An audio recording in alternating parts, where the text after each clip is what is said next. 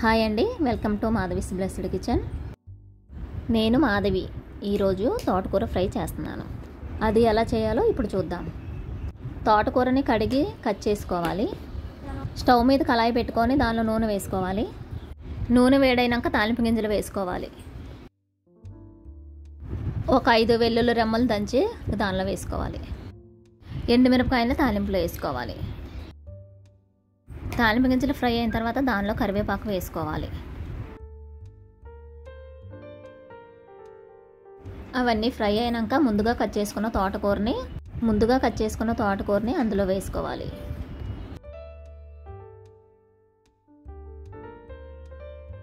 ఇప్పుడు అంతా కలుపుకోవాలి.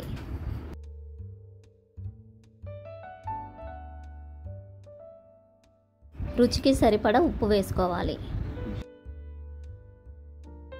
కొద్దిగా పసుపు వేసుకొని కలుపుకోవాలి.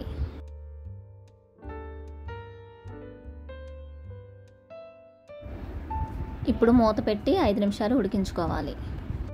5 నిమిషాల తర్వాత మూత తీసి అంతా కలుపుకోవాలి.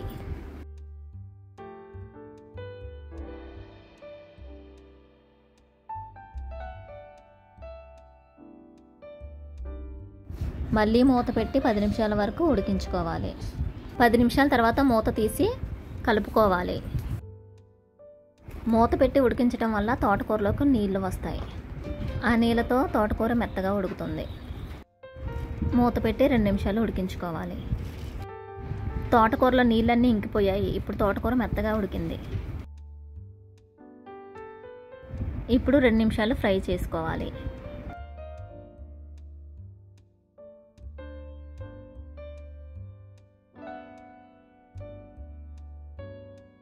ఇప్పుడు కొద్దిగా కారం వేసుకోవాలి. ధనియాలు, జీలకర్ర పౌడర్ వేసుకోవాలి. ఇప్పుడు అంతా ఒకసారి కలుపుకోవాలి. అంతే, తోటకూర ఫ్రై రెడీ. ఈ ఛానల్ని సబ్స్క్రైబ్ చేయండి. ఈ వీడియోని లైక్ చేయండి, షేర్ చేయండి. Thanks for watching.